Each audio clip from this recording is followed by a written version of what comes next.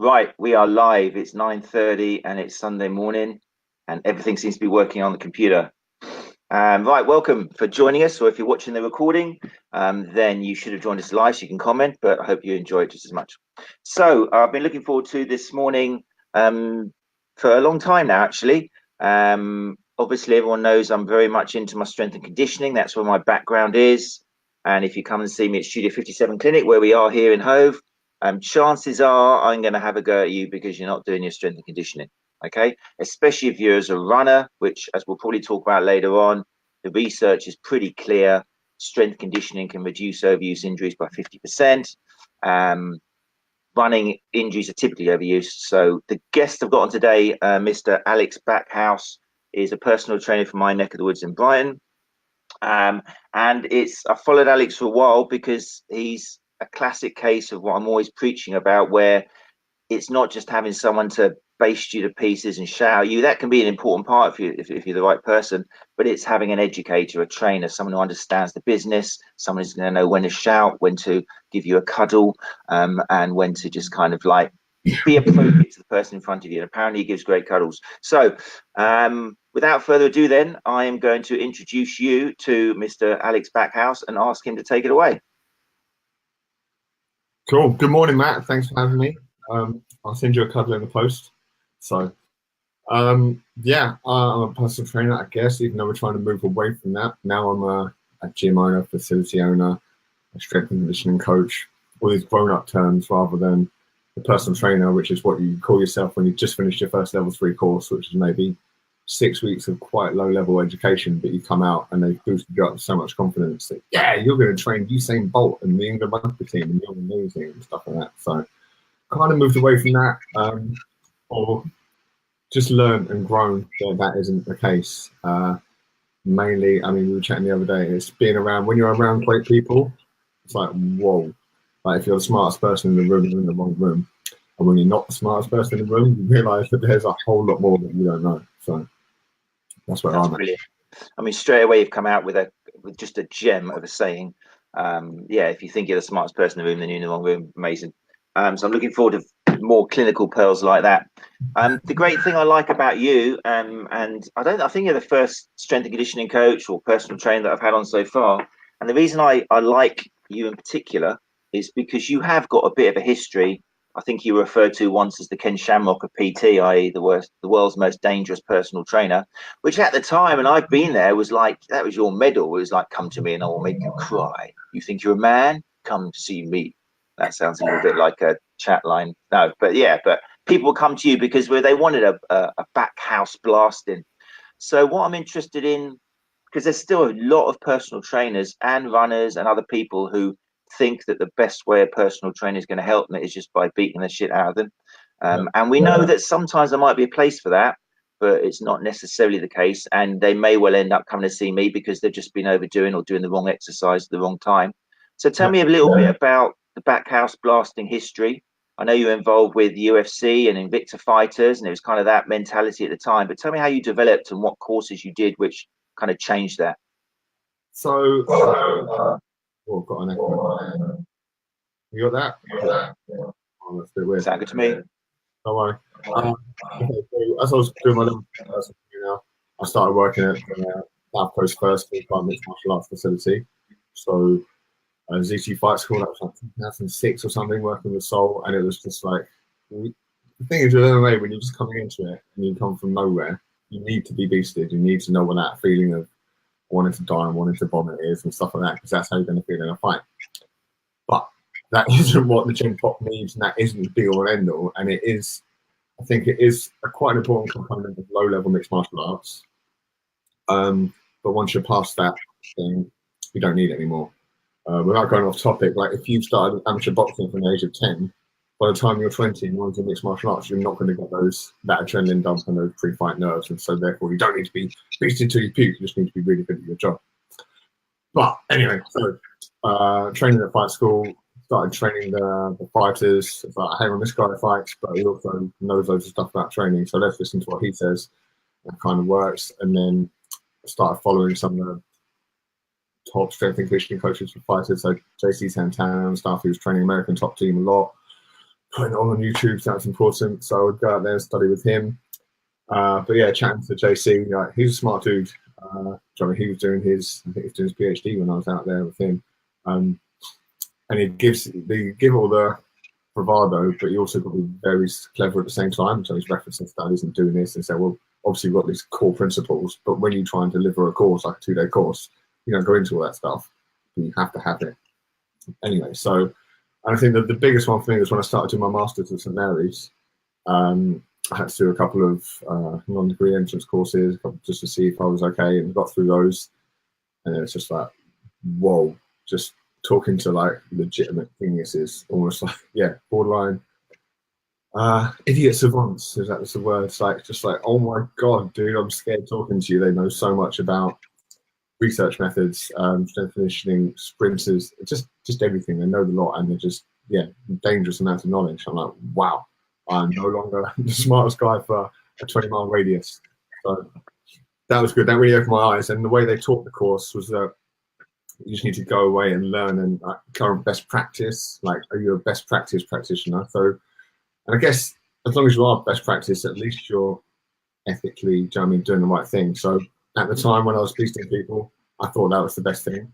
And I'd done my research and I'd learned I'll still be beating them in a push, pull, legs, whole body variation. Do you know what I mean? Like interval training, everything be structured and planned and periodized. However, it might not have been what they needed. So yeah, just it's the Mary's way, just to be best practice, evidence-based, intelligent, and yeah, really critically thinking about what you're actually doing. We had a chat the other day when you were kind enough to invite me on your Whiskey and Barbells web chat about the master's degree you did, and I was just blown away because I'm always harping on about how so much of the CPD for therapists, for people involved in health and industry, just doesn't encourage any form of critical thinking at all. And there's a reason for that. It's because most of these CPD packages are proposing my way or the highway kind of mentality. It's the way they sell themselves is, I'm a guru, I know everything, this is how it is. And the people who go along just lap it up and they're willing to pay so much money. But I've said before in these web chats that if your course is good, if your guy is good, then he needs or she needs to turn around and go, right, challenge me. What do you think? Is what I'm telling you makes sense, or is there anything you don't get? Maybe I'm wrong, And from the sounds of it, your master's, where you just said it was encouraging critical thinking and looking at the evidence and best practice, that just encouraged that from day one, did it? Yeah. Best way to look at more than if it's current, deep into the actual research methods they study. Even you come up with your own training. So it's like, right, what is it? Full body weight? Is it this? Like, just really thinking about what you mean, what you think you know, and everything to your clients. So, one of the examples John gave with him was like, just an extremely smart dude. It's like, okay, so if you really need to research and that changes everything for you, then your training philosophy has to be pretty, built on weak foundations. Like, I read one thing or some guru says one thing, I'm like, yeah, that's the way, and therefore I'm going to follow that forever. Like, whoa, okay. But like you're saying, that's how it is these days. It's like, it's my way or the highway. People are in, it's like someone says one thing about keto or carbs or something, it's like oversimplified nonsense. If your philosophy is that weak that you can crumble when you hear that without critically thinking about it or maybe analysing it or checking out the research behind it, then yeah, maybe you weren't in a good place to start with. Or if you do have a strong training philosophy, it's like, okay, that does sound interesting. That brings into question what I kind of think. Let's go and look a bit deeper. Like pose running, for example. It's like, okay, that sounds like the be all and end all. Let's have a better look. Like, oh yeah, actually. No. So you've got to have a solid philosophy, but also have the skills to question the stuff that challenges it. So you did a thesis on pose running in particular, didn't you? So what was it you without slugging it off too much, because those will be shut down, obviously, because there's the powers that be. And there's good in it. I hasten to add, there is a lot of good in all of these running forms and DVDs. But like I say, once they say this is the best thing for you, and they haven't even met you, they don't know your history, your medical history, the way you move, they expect you to run a certain way. What was it about pose that kind of highlighted these things about you have to critically think any school of thought? Yeah, it wasn't that ripping it apart. Not ripping it apart. maybe it isn't as good as it says it is. There's just a lot of it, and like you say, the main things like those broad statements that is suitable for everything. So tempo, forward lean, and it's the fact that gravity. Like we discussed the other day, gravity can't make you run faster, and the arms thing, like you were chatting about how the arms are used in propulsion. Tell you what, when I was running up Box Hill yesterday, I used my arms a lot for propulsion, and so anyone who says arms aren't used for propulsion doesn't actually understand how the body works at all. So yeah. This is the thing, though. This is where, as a classic example, some people who have done a course, imagine they're kind of talking to you, and you go, "Look, I was doing Box Hill yesterday. I was running up the hill, and I pumped those arms, and it helped me." They'll still stand there and go, "No, they didn't." And you go, "No, mate, listen, I was there. They helped me." No, they didn't. And that's just a classical blinkered thing, isn't it?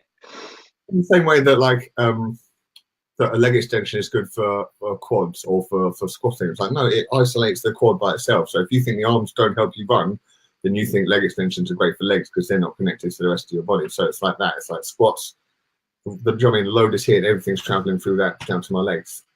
Yeah, it's so blinkered and it's just old school and it's just wrong, isn't it? Like everything's connected. Everything. If you were in front of a room of newly qualified personal trainers, bearing in mind that, like I tried remembering that quote the other day, the truth will set you free, but first you'll be pissed off. So you can't just tell everyone it's nonsense what you learned, or 50% of what you learned. How would you kind of introduce to a newly qualified group of PT students that they need to kind of challenge a little bit what they've been taught? What would you kind of say? Yeah, so there is no one doors with this thing. Without saying cheesy and quoting Bruce Lee. So I mean, treat everything as useful and take what is useful, disregard what is useless, and remember that 90% of everything is going to be fluff. And that sounds quite disrespectful, but an exaggeration. But there's one good thing. I used to do it on Yugo martial arts seminars, and the top sensei would say, if you take away one thing today, then it's been worth it. And it's true. It's like, okay, so from that 2-day course and that £300 and those 16 CPD points, just take one thing, and it's probably something that the instructor said that's nothing to do with the subject. But there are lots of good things. Everyone's a little bit right, but no one is 100% right, and there is no one way. Again, another Bruce Lee quote: there is no one way. Yeah, it's what works for you, it's what works for your client, because your clients are different to my clients. I understand. Yeah, that's brilliant. Yeah, if all else fails, quote Bruce Lee, because you can't go wrong with what he said. But that was the whole philosophy, wasn't it? His whole Jeet Kune Do, and that was like, don't be fixed to one style. His style was the form which had no style. You adapt to your opponent and that sort of thing. And yeah, you're perfectly right. That's the way we need to treat when any person comes to us, and we need to start working with a person instead of working from a book and just giving it to the person in front of us. I'm sure that applies to clients who come and see you with certain goals, and definitely people who come in who are injured. So talking of goals, I mean, you've got a really great presence on social media, which is great because I see social media abused so much with these kind of most important muscle that needs to be stretched in your body and all this crap. But I love your social media presence because you do drop little gems of, like you just said, across the board. You've got some great videos, not just on exercises, but on nutrition as well, and just kind of life coaching stuff.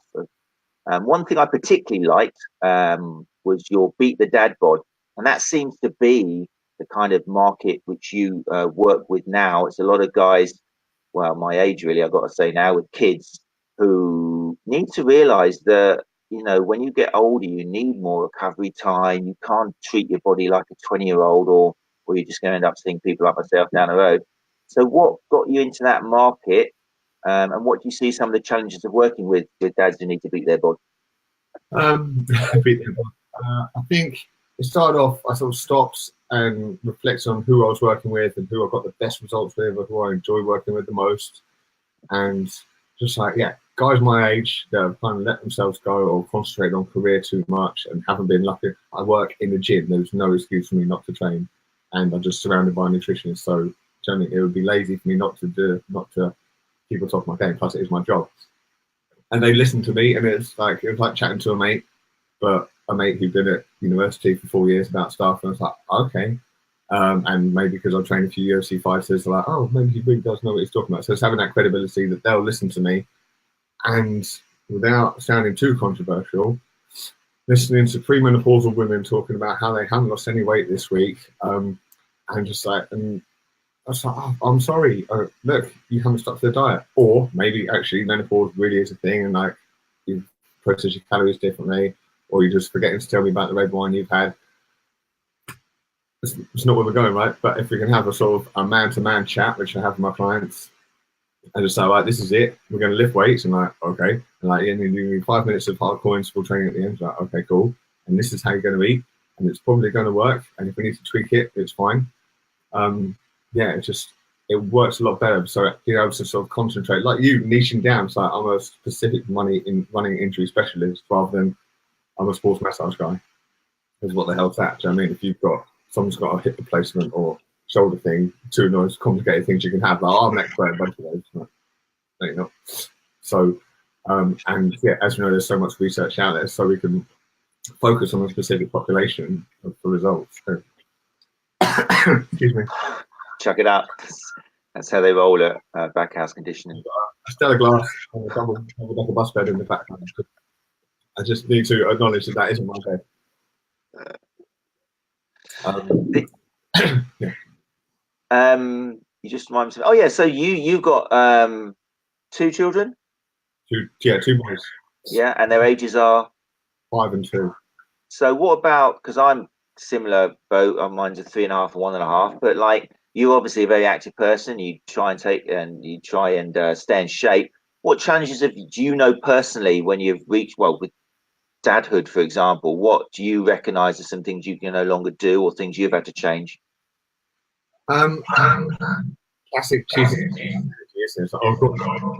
But the exercise, it's a weird thing. It's like it's crazy concepts. Nutritionally, the challenges are bigger. Like, there's no calories in kids' leftovers, are there? That's just like, I'll just have this or this or that, or there's just food in the house that I don't need to eat. It's just being knackered and they're exhausted, man, and they stress you out. And you love them, but they push my buttons. There's that. It's like, and fitting it all in. So I get it. Maybe that's the other reason. I get it when, do you know what I mean, a 40-year-old guy comes in and is like, right, I've got 3 kids, I'm knackered, I do this. Like, that's cool because we've got sessions before work, after work, and we can fit them in, and they're all structured in a way that you can train 2-3 times a week and get the best things you need to do. That's brilliant. I get it. Those 3 words, like, are just not used enough, or they can't be used enough because the person you're seeing for whatever service doesn't get it. You're seeing someone who's clicking the hell out your spine or twisting your neck or holding your baby upside down. Have you seen that thing on YouTube? I watched it again this morning. It was just an example of somebody who just doesn't get it. Because we both got kids, and I remember as a baby, especially your first kid, you don't know anything about it, and they're screaming and screaming. And I came into clinic one day, and I'm like, oh, my eyes are down like this, and I'm like, oh, kid won't stop screaming. And there happened to be what must have been a very old school chiropractor. I'm not slagging off all chiropractors, but this particular chiropractor sat down and asked me, oh, have you tried the inversion technique? I was like, it sounded to me like I was supposed to hold them underwater or something, but I said, what do you mean the inversion technique? And she goes, well, look it up on YouTube. It's so good. I use it all the time. So you hang the baby upside down by its ankles, and you see if its head turns to the left or the right, because if the head turns, it means that their cervical vertebrae are misaligned and they need some kind of manipulation. And I thought, okay, I'm not going to judge you now. I'm going to look this up on YouTube and just see what you're all about and that. And true enough, you look on YouTube at the inversion technique, and there's a lady there who's going, okay, let me have a look at your baby. It's crying. And she holds it upside down by the ankles, which to start off, I was like, really? And then the baby hangs there for ages. She's going, okay, she seems okay. And then suddenly the baby kind of just looks to the left. She goes, I knew it. See, cervical vertebrae are out of line. We're going to need some work here. And then the baby just kind of looks back again and forwards, and she goes, oh, how clever. Look, she corrected herself. That's really good. I'm thinking, no, you're not. The baby just turned its head. It's wondering why the hell she's being pulled upside down. But that one thing, the mother was just sitting there thinking, oh, wow, you really understand my baby, and you understand that. And she would have probably paid a session a week to have this baby's neck clicked, and just because it hung upside down, it decided to turn its head to the left, you know. And unfortunately, I'm sure there's other chiropractors who go along to courses this lady puts on, and they go, oh, yeah, brilliant. Oh, yeah, check if it's neck. I'm sorry, but there can't be any evidence-based research papers that show if you hang a baby upside down, it decides to turn its neck, then that shows that it's misaligned and stuff. It's just, and you can see now it wound me up. So evidence-based research, critical thinking. You know, so many times our clients come to us and tell us things which are obviously with a clear head and the blinkers off, they're just rubbish. But you just got to step back and go, hold on, let's just think about it myself. Anyway, I'm getting wound up. Which is why it's a pleasure to speak to you, because when you say things like, I get it, you look at the important things. Okay, you want to reach this state, but you've got 2 kids. You're not sleeping well. You're probably not eating well. You're probably having your kids' leftovers. But that's more important than just saying, oh, I've got a great list of exercises here for you. Oh, I'm going to beat the hell out of you. You know, it's brilliant. I bow down to you because I love hearing it from personal trainers who actually think instead of just giving crap out. Anyway, end of the rant. Next question I've got for you, mate. Well, it kind of leads on nicely. Recovery.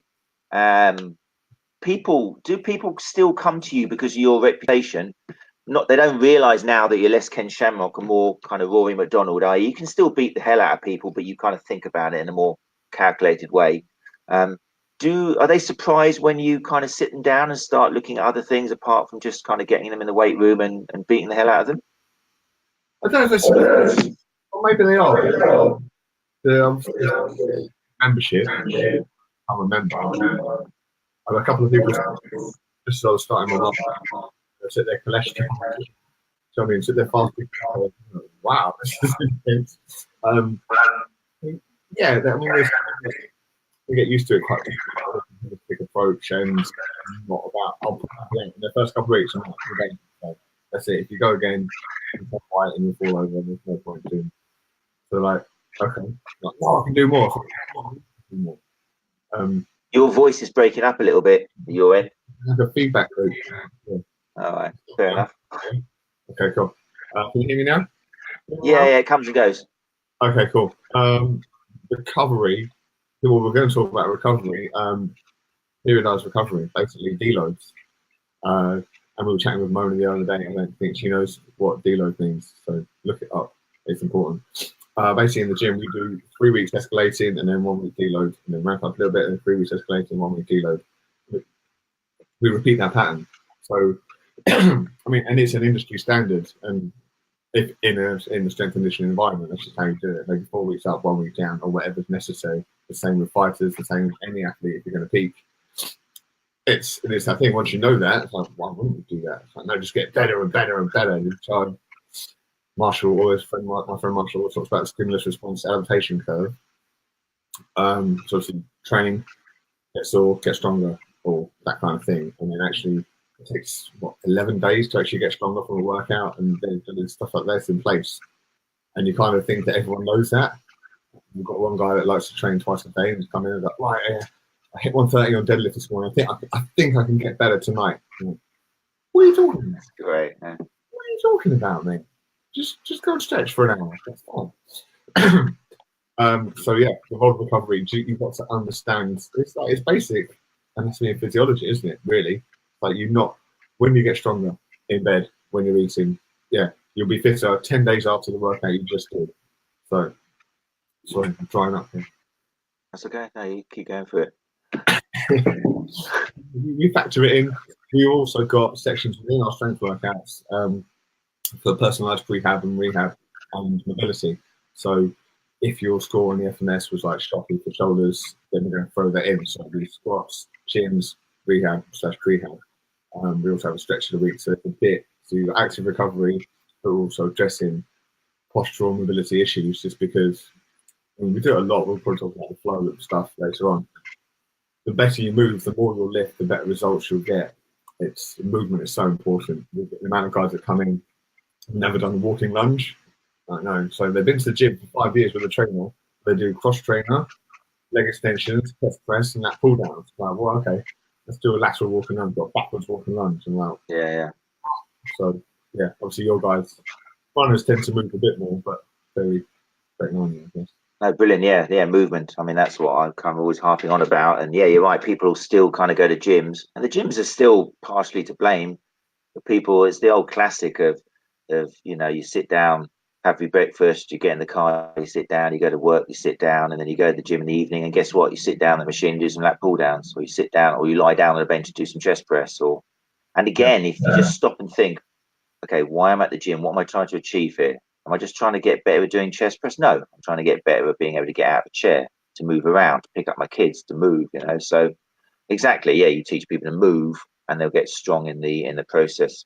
And recovery, like you say, it's a huge thing. Not enough people stop and think that the whole exercise, running, lifting weights, that's all catabolic. It's all destructive in the good sense of the word, that you need to break stuff down in order to, like you said, the adaptation curve, to stimulate adaptation and strength increases. But it's not unless you go through a sufficient anabolic stage where you're sleeping and you're eating and you're de-stressing and just having a clear head, because that's all catabolic as well if you're stressing out. So it's great that you keep your clients aware that recovery is so important, and you don't let the guy who wants to come in twice a week just keep doing it, because you're not going to get gains, mate. And you explain it, and that's part of the challenge as well. So that's great to hear some stuff. I'm hoping that some young personal trainers will listen to this and pick up some of these gems from you. That's good. Let me see, what else have I got on my little list? Oh yeah, you mentioned already the flow of the week. I like that. It's as someone who looks predominantly after runners, I don't know whether you hear it as much your end, especially with your market, but there's still quite a big belief in the idea of this strict classical core training thing, where people need to kind of overdo the Pilates approach a little bit, where before they even lift something or move or lunge, they need to brace these internal specific muscles, this multifidus and transverse abdominis, and because people still believe that core is different than everything else. We now know that you stimulate your core just as much doing a squat or a deadlift as you do lying down and doing some classic core exercise. It's just knowing at what stage in your life or rehab you need to do the exercise. So your flow of the week looks great, and I enjoy when they come out. How did that come about, and what's your main goal of showing them? Right, two things. So the flow and core training. We'll talk about core training in a minute as well. Flow is basically, where's the industry going? It's like people aren't moving on. What someone predicted to me that in 10 years there'll be gyms for people that are 50 that just do flow. It's like, right, we're going to do flow. So Ashley, weight sports therapist, he's a qualified yoga instructor. And he's a beast in the weights room and a big coach. So like Ash, just do some flow. He's like, cool. And so usually like movement prep, or just mobility, like hip flexor stretch, elastic opening, and then we started to evolve it, and each one gets better. So actually running through like a squat pattern of the flow, so like we're going to open the hips and we're going to stretch hip flexors and glutes and get stretched in the right way. But rather than in the same way, the ecological validity, like we're going to talk about with the core stability training, it's like, well, lying down and plank for 5 minutes, that's not related to anything really, is it? So just doing a static stretch. Whereas if I can get past to the grass and then do some elastic opening here, that's going to be a lot more specific to what we want to do. And it's the exact opposite of what you do at a desk all day. So just hitting so many birds with one stone that it's got to be done. It's like movement, and you see people progress. You've got 50-year-old guys that can't touch their toes, but I mean, 4 weeks of doing flow, they're doing like amazing things. And there is again an adaptation curve with stretching mobility. I've chatted about this with the guys in the gym as well. It's quite interesting. So yeah, just like you've got to bear that in mind. You need to keep doing the movements, and the movements probably are a more tangible measure of progress than the stretch. Like in the sit and reach test, for example, it's like, okay, sit and reach, boring, but can you get your arms over your head with a broomstick or with an inverse grip and stuff like that? And you find that after 5 days of doing it, you will. And it's like, okay, cool, that's much more interesting. And now I can touch my toes, or now I can do this. It's going to be more useful. It's going to show better joint health. So I'm really trying. Okay, that's great. I just hope you make it through to the no, it is. It's the whole kind of ability over flexibility. It's teaching people that it's not a case of just touching your toes. It's the journey from the beginning towards your toes that you need to be good at and do in a certain way, rather than just trying to touch your toes or trying to get the broom handle somewhere. And that's what I get from your flow thing. It's funny because, again, something else that winds me out, and as I get older, my number of kids increases. Well, it doesn't increase, but it's always 2. But all these challenges on social media, I mean, I don't think there's something you can start, a flow challenge. all the challenges I see, I guess, static in nature. They're all, can you do this stretch, or can you do this strength exercise, and none of them just challenge people to move better. The focus is always just on flexibility or strength, as if these kind of concepts are separate and we can divide them up. And again, it just forgets the basic thing that life is about movement. So if we're going to make our lives better, we need to learn to move better. So yeah, I definitely encourage people to have a look at your flow exercises. The strength, so people try and completely move. So they actually quite flexible, actually super flexible, and they see someone going to like a perfect textbook pigeon stretch. Okay, cool. And they try and complete that, and they do things like sacrifice pelvis angle, and so they can get their chest on the machine. Like, yes, I've done it. It's like, no, it's not about that. Do it properly and feel the stretch. Like, oh, don't do that. I'm like, well, no, obviously, because you're not a gymnast. So don't try and complete the stretch. It's like, and that's the thing. So maybe the movement, maybe complete the movement without cheating. People on broomstick, example, the elbow comes in. Like, oh, I did it. Like, oh, come on, man. I taught you nothing. Yeah. It's like that. I remember when I went into your place the other day, and you've got that sign on the wall just next to all the fantastic guitar selection. But you've got that classic "Life is the journey, not the destination." And it's the same with exercise, I think. It's the whole idea. It's like with flexibility training. It's not the destination. You may never need to, or you may never be able to get to that destination of touching your toes, but it's the movement of trying to get there. Not even trying, just moving in that general direction, which will aid you. And the yoga teachers we work with, that's one definite thing which is common to the people we recommend here from Studio 57. They're very big on, we're not trying to just make you more flexible. We're not trying to have you being able to stretch more. It's about the movement. It's about flowing. It's the whole kind of vinyasa yoga element of moving from one posture to another.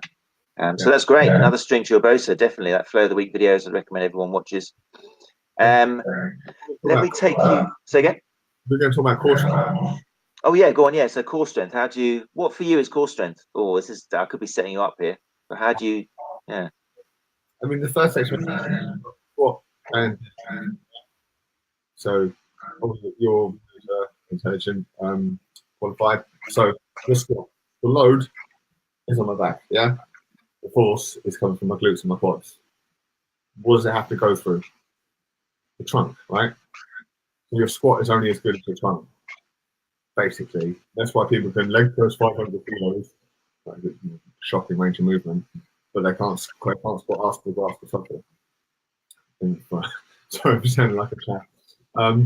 Yeah, so you need to be able to brace and engage and fire and keep neutral spine. You need to be able to protect the back, under load, and generate effective force transfer from the prime movers, which are the biggest muscles in the body, which are these bad boys here, to a load here. With deadlift, it's even more important because, again, I say the hands are just hooks, the arms are just slings, and then the core is, again, got to stay stiff, and then we're going to pick out the legs. So if you can't brace that core, fire that core, you've got no useful strength in the weight room. Just got strong legs and nothing to do with them. If a rugby player can't engage his core, when he drops his shoulder, he uses all that leg press strength and smashes into someone, he's just going to crumple like a Coke can. So that's one area of core strength, and the other one, is protecting the spine. It's like bracing the spine for that, because when we're working under load, it's the spine. If the spine buckles and just pop out, that's cool. But yeah, effective force transfer really from the legs to whatever we need to do. We need to move, and we mainly do it with the legs. So the way you're stimulating people's core is by encouraging them to actually do squats, do deadlifts, rather than sticking to the leg press and just doing things where they're not standing up. Hold on, we got another interesting surprise call. This is live. We're closed at the moment. What is it you wanted to come in for?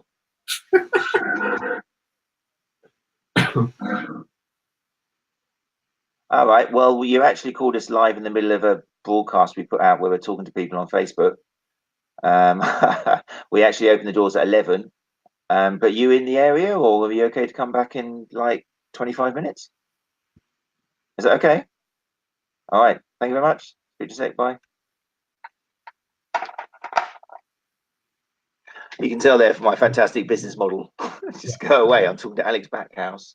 No, it's true. We do get people dropping off the street, which is great. I mean, I'm probably going to get in the neck now for just not like disappearing, and they'll be back. If they're really in trouble, they'll be back. Anyway, yeah, so you're saying, yeah, so core training. Yeah, so do you get people do you lie people down and start feeling for their kind of like transverse abdominis and getting them to kind of clench their buttocks and see if they can isolate core and stuff? Or are you just getting them to stand up and lift heavy? One cues. Let's talk about your headline.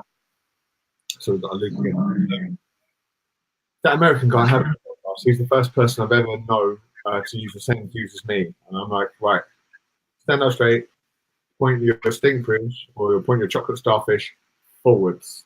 And that's how we're going to get a posterior pelvic tilt, and that's how I'm going to engage your glutes in the correct way. So I'm all about cues that guys in my gym can relate to. Like, rather than, right, give me a posterior pelvic tilt, guys. I really want to engage this and do that. It's like, no, point your bum hole forwards at the guy in front of you. It's like, okay, I can do that.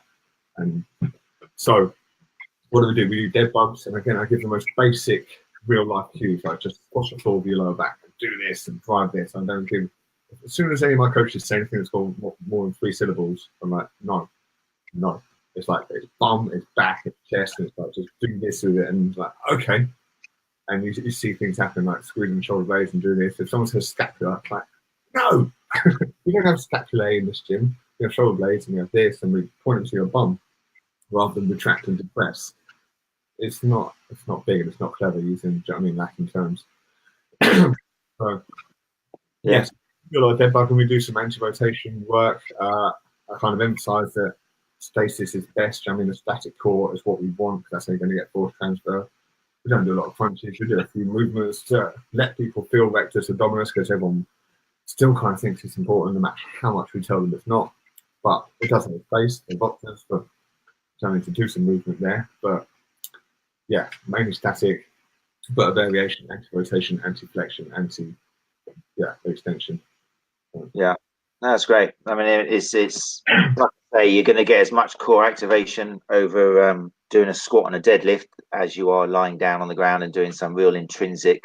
And like you said, keep it simple. I like the way you do avoid using jargon, because it just highlights the fact that you're not you selling a product isn't based on using clever words or sticking on a white jacket or kind of, and a lot of these, again, pseudoscience stuff or inappropriate stuff is sold by having on either a real white jacket.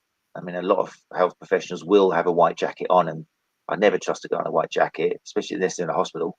But also, or they'll come out with these words where, oh yeah, you've got this anterior pelvic tilt or scapular dysfunction, and no, like you said, just give them the language so they understand it, especially with your target audience. I very much doubt, no, I'm not going to say that. I'm going to say that not many of the guys I saw down your place know where their scapula is.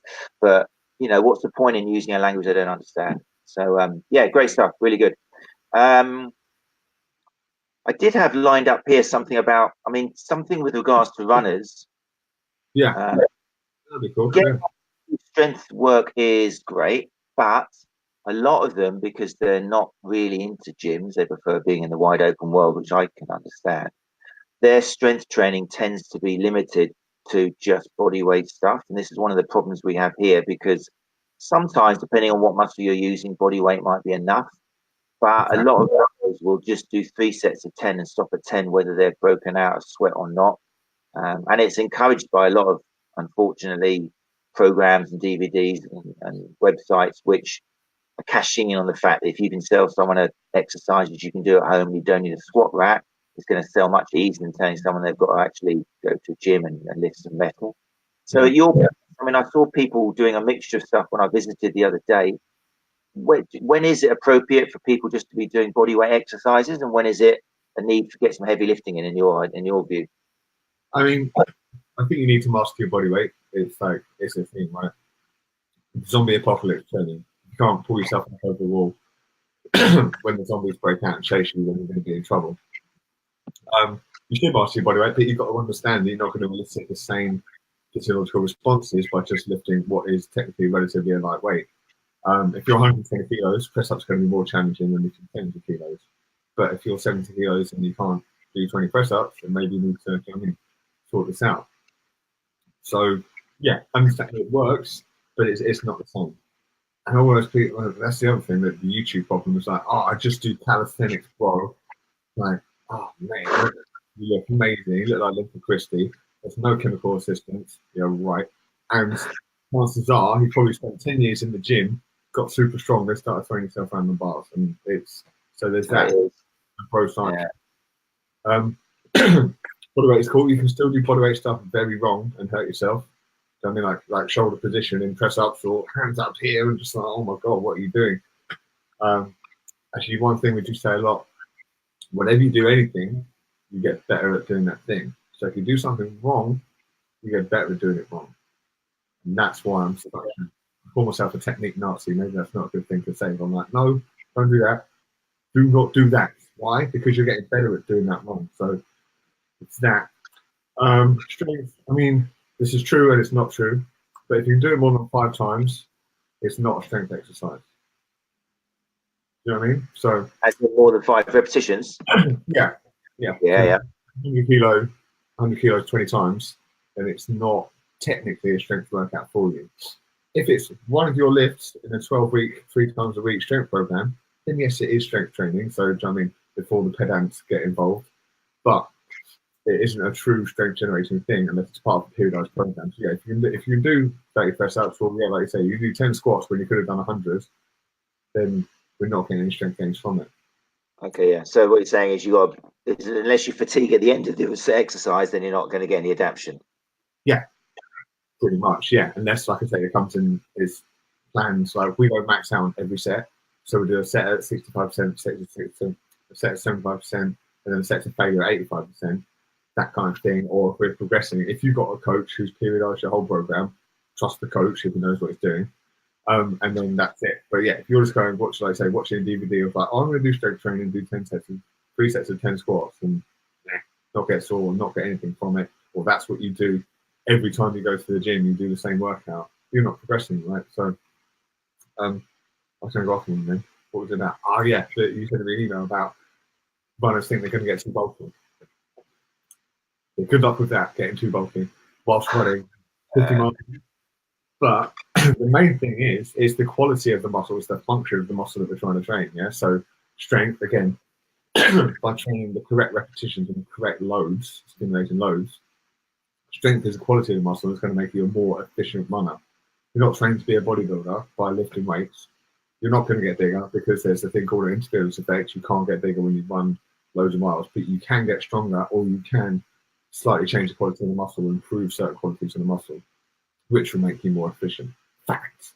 Just do it. Yeah. So runners don't need to worry about, oh, you got me addicted. You got me what? World. So you don't think runners need to worry about kind of doing strength training and suddenly turning into Arnold Schwarzeneggers or Dorian Yates or something like that? No, and I mean, we know that the plural of anecdote isn't evidence, but when I was training and competing a lot, I'd probably at least get 20 miles in a week, loads of little stairs, hills. There's lots of hills and stairs in Brighton. And then like, oh, I just can't put on any strength and size. I'm finding that.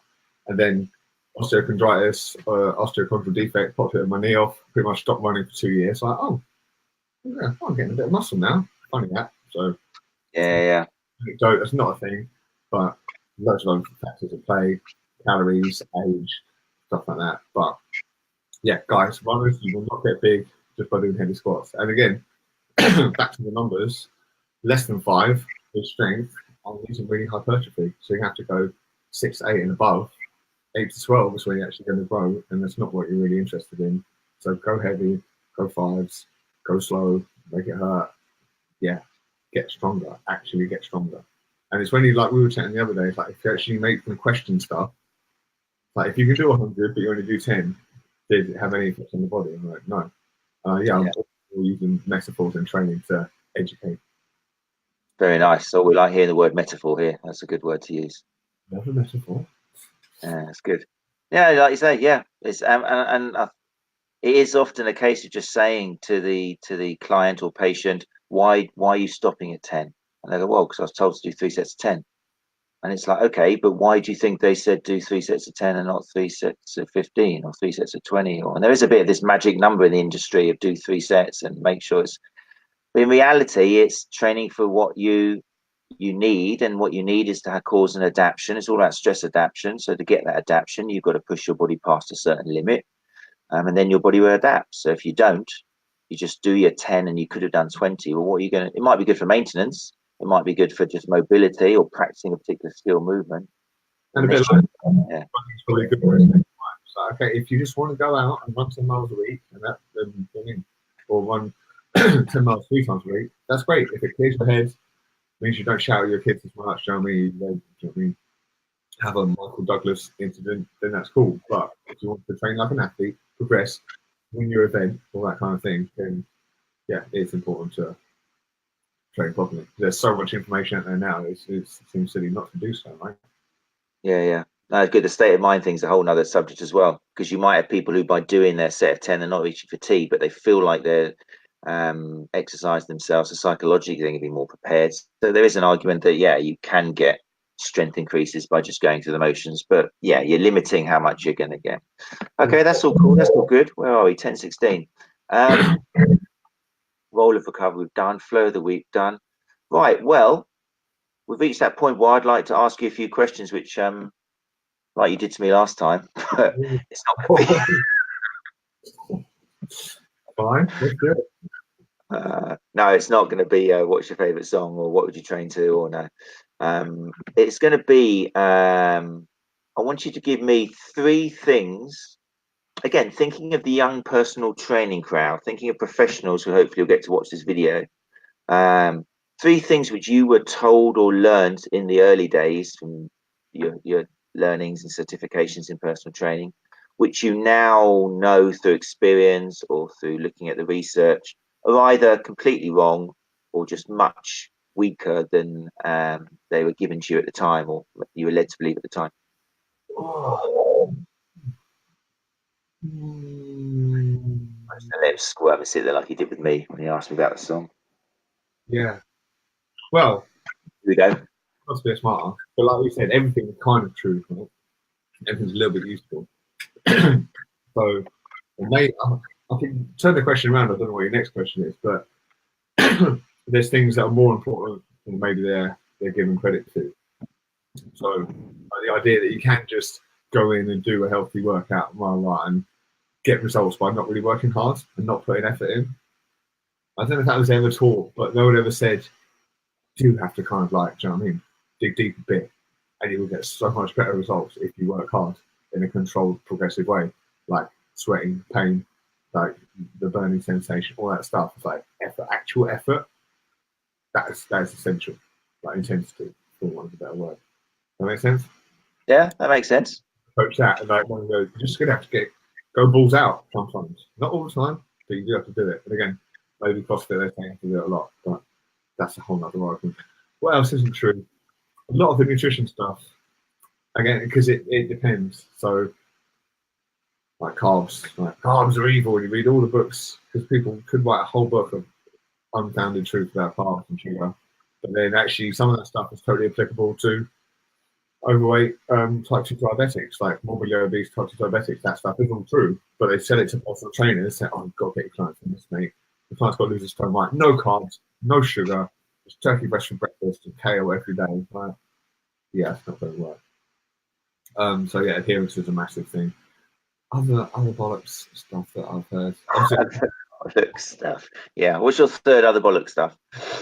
I mean, the late great Charles Poliquin, very clever man, and you can see his brain going. I did a 5-day course, like in the man's presence himself, and he looks up to the right or the left, whichever the accessing one is, and sort of like flickers a bit, and you can see he's literally going through a photographic memory of studies, but yeah, it's very cherry picky.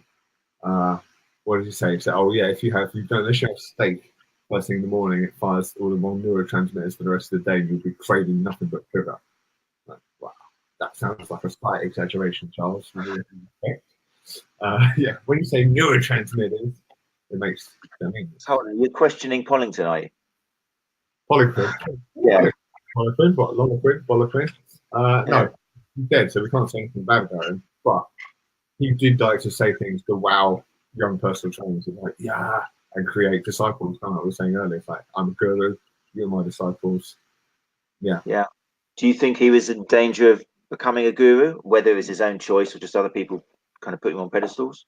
I think it was weird because, like, in the age of Google, there's a whole lot of people just like, it's not true. Social media, this is not true, but he still managed to generate quite a following, and people will go.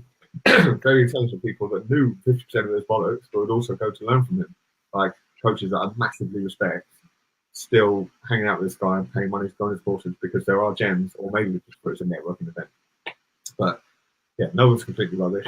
If you go to Bruce Lee things like Ghost Polycle, listen to what he says and then criticize because you think about it. So yeah, he's all right. Like you say, it's easy for everyone. Not some people are out there because they want to be gurus, and their marketing makes them guru very quickly. But I think anyone these days who's got something good to say, there's a danger of them just without their involvement of becoming a guru, because people jump onto it, spreads like wildfire. Suddenly someone's already spreading all their stuff. You get other courses arising based on theirs, but kind of diluted. And it's one of these problems of social media, really, for the good and the bad. But yeah, like you say, anybody is probably going to say something which is not quite right or is not applicable.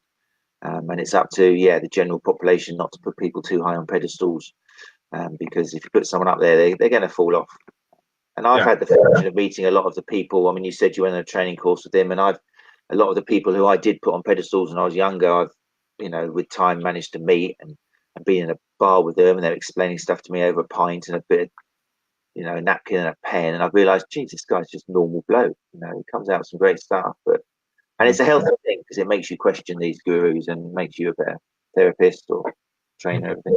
Okay, mate. Well, look, for the final few minutes, is there anything which you're currently doing down at the Backhouse basement which you want to kind of let people know about, or? Well, if anyone doesn't know what we do like small group personal training. So we've always got a coach, up to 4 people in the group with you. There's a timetable you book in or something. Right, I want to do Monday at 5:30, Wednesday at 5:30, Friday at 5:30. I'm going to come and train. That's how it works. You can come and try it out for 30 days for £99. See if you like it. Basically, we're really good at what we do. The workouts are really well written. We emphasize technique and movement, kind of just doing everything right. There's no nonsense. And if you want to go and do Zumba instead, that's absolutely fine. But if you want to come and lift weights, listen to rock music, and do it really well, then check it out, alexbackhouse.com. Yeah, we'll put that link in the comments afterwards. I mean, I was down the other day, and it was a great vibe there. It was like work is done here, but it's not Neanderthal kind of just banging your head against the wall business. There was obviously with all the trainers down there and yourself, and just the general atmosphere. It was a learning environment as well. It was educational, which is so important. And that's down 3rd Avenue, isn't it, for people who are local to us? Brilliant. All right then. Well, we'll make sure the details are in the comments when we finish. Mate, it's been a pleasure talking to you. It's been a Philip's Backhouse weekend, really, isn't it? With me on your show and you on my show, and I'm going to miss you. But it's been great. Thanks for coming along. Thanks, showing us. Yeah, thanks for showing me your bed on a webcam. It's been a while. And take care. And if people are interested, they need to. What's your website? alexbackhouse.com. Oh, it couldn't be easier than that, could it? Alex Backhouse. And you're all over Twitter and social media and YouTube. Alex Man's videos as well. Okay, dude. Thank you very much. Thanks, Matt. I'll see you soon. Okay, I look forward to it, mate. Thank you. Bye. Right, so that brings us to the end of episode 10 with the charming Alex Backhouse. I love the way you don't expect such the stuff to come out of his mouth. It's a brilliant kind of juxtaposition of, because he looks like a guy who's going to just blast you, and believe me, if he's in a bad mood, you want to meet him in a dark alley. I think most people agree with that. But he'd probably just lecture in something really interesting, and comes out with the adaptation curve and the research and the critical thinking, and the guy's done the masters in strength and conditioning. And you know what? When it comes to strength and conditioning, that's the guy I want to go to. I want to go to the guy who's proven his past. He's strong, he's mean, and he knows his stuff, but he's also here, gone through the education as well. He's evolved as a trainer. So check out his stuff. What are we doing next week on RunChatLive? I can't remember. Oh, I think I do know. You'll have to check out the social links on Twitter and social media all over Facebook to see who our guest is. I'm very excited. I won't introduce him now because I don't want to dilute anything that we've just done with Alex Backhouse. But yeah, be sure to join us if you can live next Sunday at 9:30 a.m. We'll be here. If you've got any questions or comments, then do please leave them wherever you want, either on Facebook, on YouTube, or on my website, sportinginteractive.co.uk. And if you're interested in coming down to the clinic, if you're local to us and you've got any form of injury, pain, running questions, paying for marathon, half marathon, then we are in the Agora Clinic, Studio 57, Stride UK, which is in Hove, just by Hove Station. All the details on my website, sportinginteractive.co.uk. That done, I will say goodbye and thank you for joining us. Ciao.